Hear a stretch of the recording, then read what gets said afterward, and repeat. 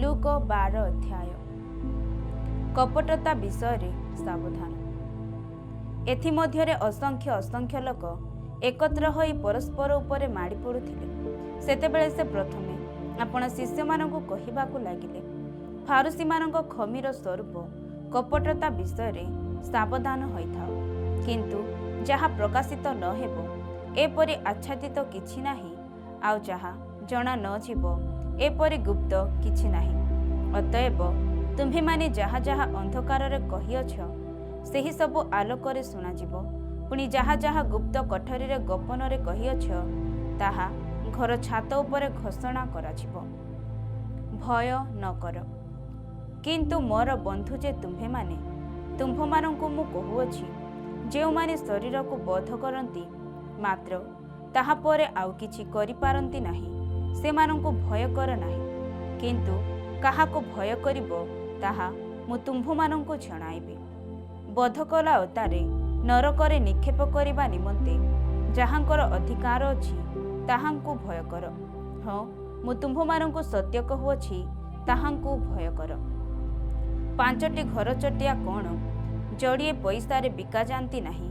ଆଉ ସେମାନଙ୍କ ମଧ୍ୟରୁ ଗୋଟିଏ ହେଲେ ଈଶ୍ୱରଙ୍କ ଛାମୁରେ ବିସ୍ମୃତ ନୁହେଁ। କିନ୍ତୁ ତୁମ୍ଭମାନଙ୍କର ମସ୍ତକର ସମସ୍ତ କେଶ ହିଁ ଗଣାଯାଇଅଛି।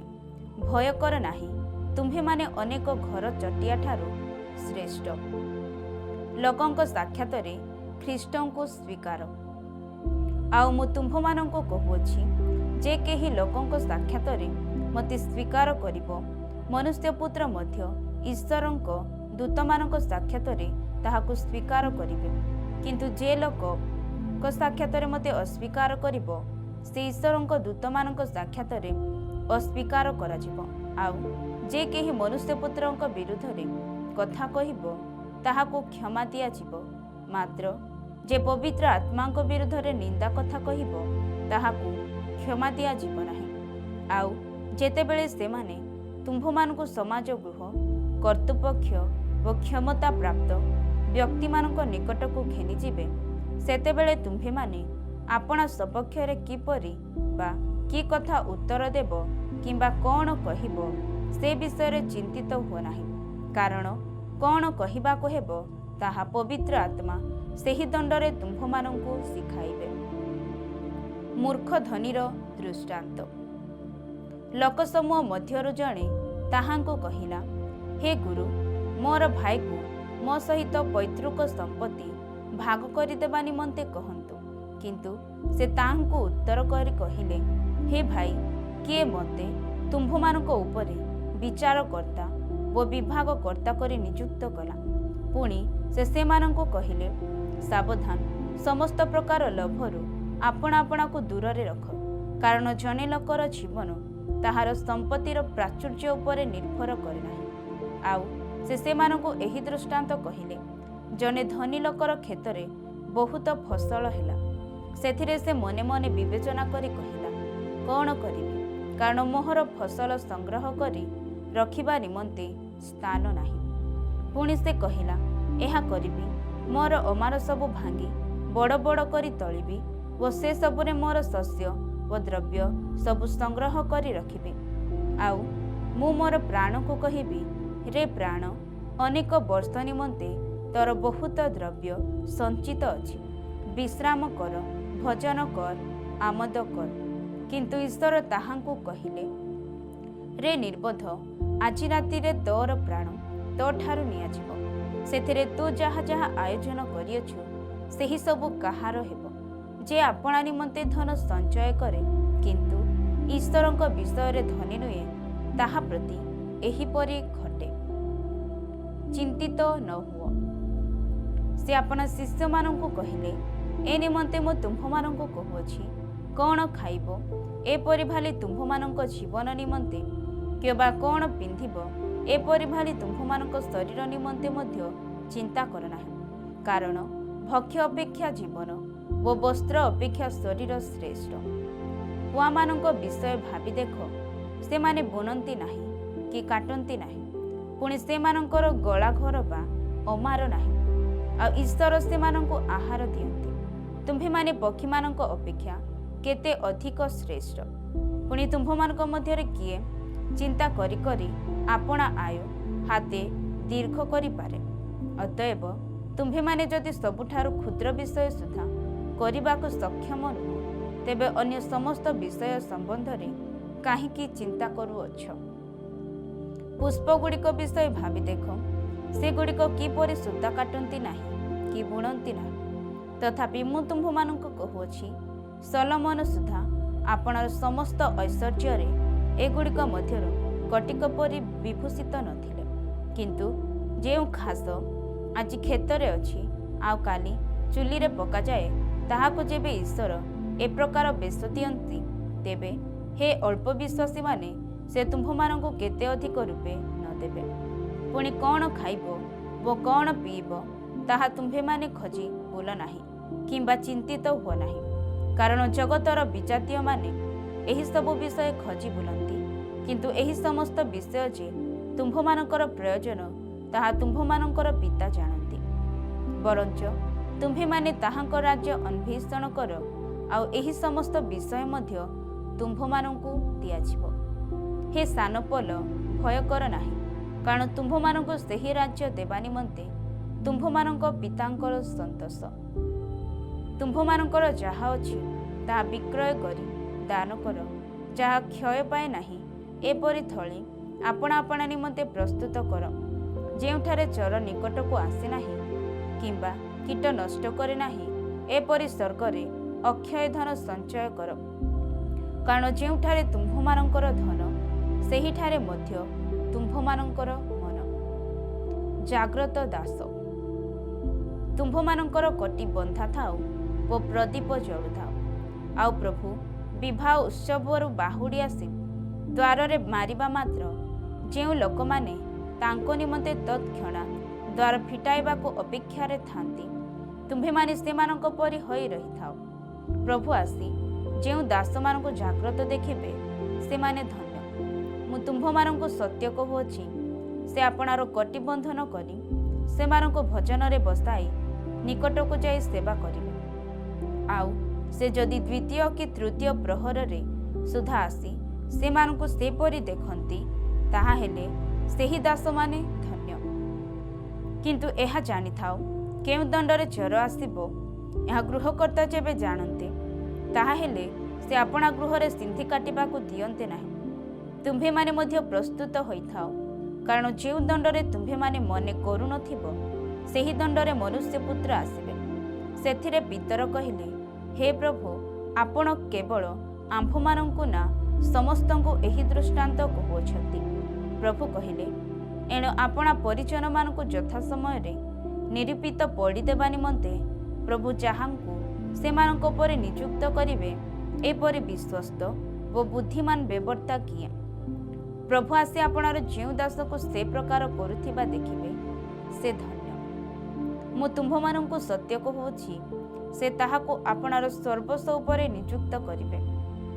କିନ୍ତୁ ଯଦି ସେହି ଦାସ ମୋହର ପ୍ରଭୁଙ୍କ ଆସିବାର ବିଳମ୍ବ ଅଛି ବୋଲି ମନେ ମନେ କହି ଦାସ ଦାସୀମାନଙ୍କୁ ପ୍ରହାର କରିବାକୁ ଏବଂ ଭୋଜନ ପାନ କରି ମତ ହେବାକୁ ଆରମ୍ଭ କରେ, ତାହେଲେ ଯେଉଁଦିନ ସେ ଅପେକ୍ଷା କରୁନଥିବ ଓ ଯେଉଁ ଦଣ୍ଡ ସେ ଜାଣିନଥିବ, ସେହି ଦିନ ଓ ସେହି ଦଣ୍ଡରେ ତାହାର ପ୍ରଭୁ ଆସିବେ। ପୁଣି ସେ ତାହାକୁ ଦ୍ୱିଖଣ୍ଡ କରି ଅବିଶ୍ୱସ୍ତମାନଙ୍କ ସହିତ ତାହାର ଅଂଶ ନିରୂପଣ କରିବେ। ଆଉ ଯେଉଁ ଦାସ ଆପଣା ପ୍ରଭୁଙ୍କ ଇଚ୍ଛା ଜାଣି ପ୍ରସ୍ତୁତ ହୋଇନଥାଏ କିମ୍ବା ତାହାଙ୍କର ଇଚ୍ଛା ଅନୁସାର କାର୍ଯ୍ୟ କରିନଥାଏ, ସେ ବହୁତ ପ୍ରହାରରେ ପ୍ରହାରିତ ହେବ। କିନ୍ତୁ ଯେ ନ ଜାଣି ପ୍ରହାର ଯୋଗ୍ୟ କର୍ମ କରିଥାଏ, ସେ ଅଳ୍ପ ପ୍ରହାରରେ ପ୍ରହାରିତ ହେବ। ଯାହାକୁ ବହୁତ ପ୍ରଦତ୍ତ ହୋଇଅଛି, ତାହାଠାରୁ ବହୁତ ଦାବି କରାଯିବ। ପୁଣି ଲୋକେ ଯାହା ନିକଟରେ ବହୁତ ସମର୍ପଣ କରିଅଛନ୍ତି, ତାହା ନିକଟରୁ ବହୁତ ଦାବି କରିବେ। ଶାନ୍ତି ପରିବର୍ତ୍ତେ ଭେଦ। ମୁଁ ପୃଥିବୀରେ ଅଗ୍ନି ନିକ୍ଷେପ କରିବାକୁ ଆସିଅଛି, ଆଉ ତାହା ଯଦି ପ୍ରଜ୍ୱଳିତ ହେଲାଣି, ତାହାହେଲେ ମୋର ଆଉ କ'ଣ ବାଞ୍ଛା? ମାତ୍ର ମୋତେ ଏକ ବାପ୍ତିସ୍ମରେ ବାପ୍ତିଜିତ ହେବାକୁ ହେବ, ଆଉ ତାହା ସମାପ୍ତ ନ ହେବା ପର୍ଯ୍ୟନ୍ତ ମୁଁ କିପରି ନିଷ୍ପୀଡ଼ିତ ହେଉଅଛି। ମୁଁ ପୃଥିବୀରେ ଶାନ୍ତି ଦେବାକୁ ଆସିଅଛି ବୋଲି କ'ଣ ତୁମ୍ଭେମାନେ ମନେ କରୁଅଛ? ମୁଁ ତୁମ୍ଭମାନଙ୍କୁ କହୁଅଛି ନା, ବରଂ ଭେଦ ଜନ୍ମାଇବାକୁ ଆସିଅଛି। କାରଣ ଅଦ୍ୟାବଧି ଗୋଟିଏ ଗୃହରେ 5 ଜଣ ଥିଲେ, 2 ଜଣଙ୍କ ବିରୁଦ୍ଧରେ 3 ଜଣ ଓ 3 ଜଣଙ୍କ ବିରୁଦ୍ଧରେ 2 ଜଣ ବିଭିନ୍ନ ହେବେ। ପୁତ୍ର ବିରୁଦ୍ଧରେ ପିତା, ପିତା ବିରୁଦ୍ଧରେ ପୁତ୍ର, କନ୍ୟା ବିରୁଦ୍ଧରେ ମାତା ଓ ମାତା ବିରୁଦ୍ଧରେ କନ୍ୟା, ବୋହୂ ବିରୁଦ୍ଧରେ ଶାଶୁ ଓ ଶାଶୁ ବିରୁଦ୍ଧରେ ବୋହୂ ଭିନ୍ନ ହେବେ। ସମୟର ଲକ୍ଷଣ। ପୁଣି ସେ ଲୋକସମୂହକୁ ମଧ୍ୟ କହିଲେ, ପଶ୍ଚିମ ଦିଗରେ ମେଘ ଉଠୁଥିବା ଦେଖିଲେ ସେହି କ୍ଷଣି ତୁମ୍ଭେମାନେ କୁହ, ବର୍ଷା ଆସୁଅଛି, ଆଉ ସେହିପରି ଘଟେ। ପୁଣି ଦକ୍ଷିଣା ପବନ ବହିବା ଦେଖିଲେ ତୁମ୍ଭେମାନେ କୁହ, ବଡ଼ ଖରା ହେବ, ପୁଣି ତାହା ଘଟେ। ରେ କପଟିମାନେ, ତୁମ୍ଭେମାନେ ପୃଥିବୀ ଓ ଆକାଶର ଲକ୍ଷଣ ସବୁ ବୁଝିପାରୁଅଛ, କିନ୍ତୁ ଏହି କାଳର ଲକ୍ଷଣ ସବୁ କିପରି ବୁଝୁନାହୁଁ? ବିବାଦୀ ସହ ନିଷ୍ପତ୍ତି। ଆଉ ନିଜେ ନିଜେ କାହିଁକି ନ୍ୟାୟ ବିଚାର କରୁନାହଁ? କାରଣ ତୁମ୍ଭର ବିବାଦୀ ସହିତ ଶାସନକର୍ତ୍ତାଙ୍କ ଛାମୁକୁ ଯାଉଥିବା ସମୟରେ ପଥ ମଧ୍ୟରେ ତାହାଠାରୁ ମୁକ୍ତ ହେବା ପାଇଁ ଯତ୍ନ କର, କାଳେ ସେ ତୁମ୍ଭକୁ ବିଚାରକର୍ତ୍ତାଙ୍କ ନିକଟକୁ ଟାଣି ଘେନିଯିବେ। ପୁଣି ବିଚାରକର୍ତ୍ତା ତୁମ୍ଭକୁ ପଦାତିକ ହସ୍ତରେ ସମର୍ପଣ କରିବେ, ଆଉ ପଦାତିକ ତୁମ୍ଭକୁ କାରାଗାରରେ ନିକ୍ଷେପ କରିବେ। ମୁଁ ତୁମ୍ଭକୁ କହୁଅଛି, ତୁମ୍ଭେ ଶେଷ କହଡ଼ିଟେ ନ ସୁଜିବା ପର୍ଯ୍ୟନ୍ତ ସେହି ସ୍ଥାନରୁ କୌଣସି ପ୍ରକାରେ ବାହାରି ଆସିପାରିବ ନାହିଁ। ଲୁକ 13 ଅଧ୍ୟାୟ।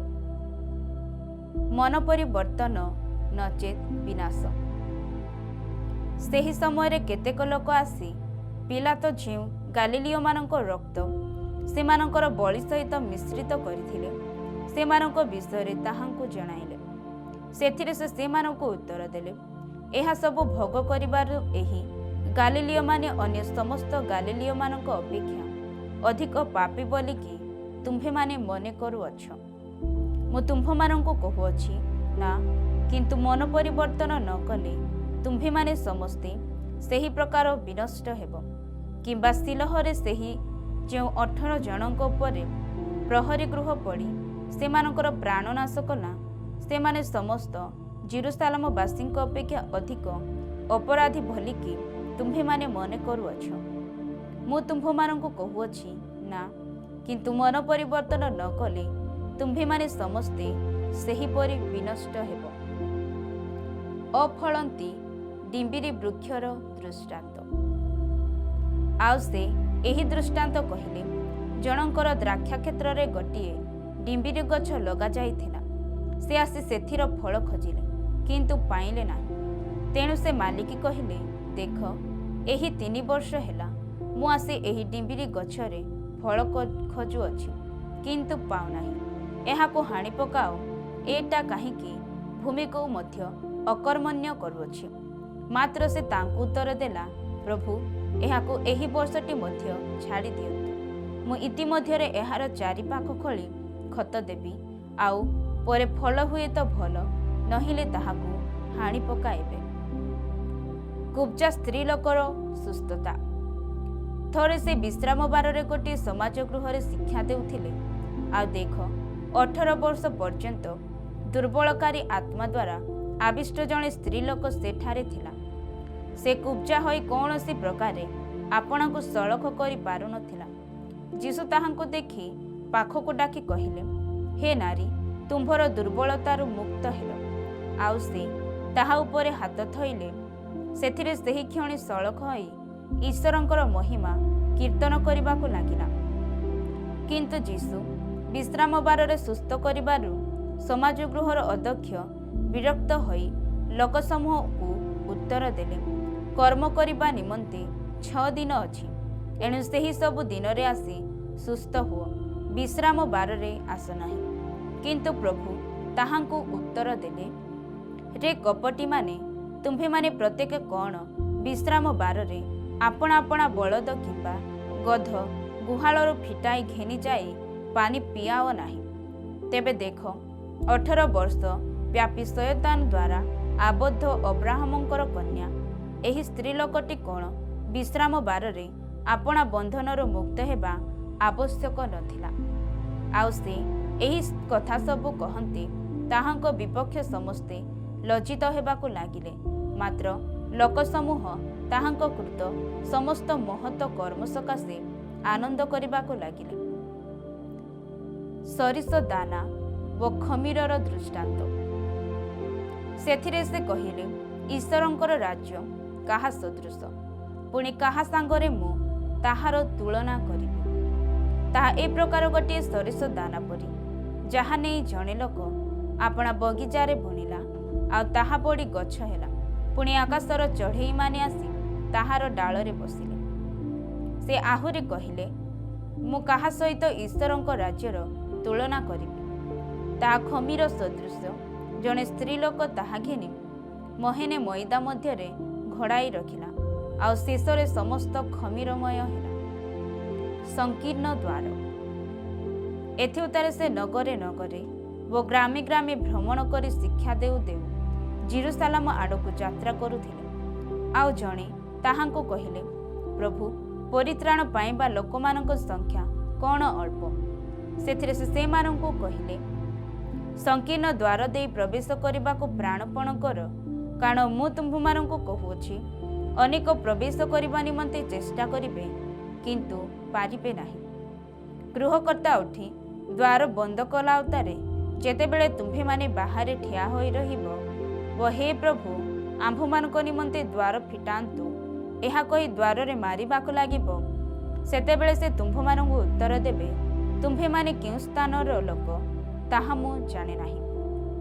ସେ ସମୟରେ ତୁମ୍ଭେମାନେ କହିବାକୁ ଲାଗିବ, ଆମ୍ଭେମାନେ ଆପଣଙ୍କ ସାକ୍ଷାତରେ ଭୋଜନ ପାନ କଲୁ, ପୁଣି ଆପଣ ଆମ୍ଭମାନଙ୍କ ଦାଣ୍ଡମାନଙ୍କରେ ଶିକ୍ଷା ଦେଲେ।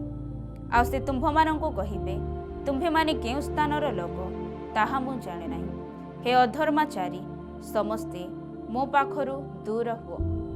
ଯେତେବେଳେ ତୁମ୍ଭେମାନେ ଅବ୍ରାହମ, ଇସହାକ, ଯାକୁବ, ପୁଣି ସମସ୍ତ ଭାବବାଦୀଙ୍କୁ ଈଶ୍ୱରଙ୍କ ରାଜ୍ୟରେ ଥିବା ଓ ଆପଣା ଆପଣାକୁ ବାହାରେ ପକାଯାଉଥିବା ଦେଖିବ, ସେତେବେଳେ ସେଠାରେ ରୋଦନ ଓ ଦନ୍ତର କିଳିମିଳି ହେବ। ପୁଣି ପୂର୍ବ ଓ ପଶ୍ଚିମ, ଉତ୍ତର ଓ ଦକ୍ଷିଣରୁ ଲୋକେ ଆସି ଈଶ୍ୱରଙ୍କ ରାଜ୍ୟରେ ଭୋଜନରେ ବସିବେ। ଆଉ ଦେଖ, ଶେଷରେ ଥିବା କେତେକ ପ୍ରଥମ ହେବେ ଓ ପ୍ରଥମରେ ଥିବା କେତେକ ଶେଷରେ ପଡ଼ିବେ। ଜିରୁସାଲାମ ପ୍ରତି ଯୀଶୁଙ୍କ ପ୍ରେମ।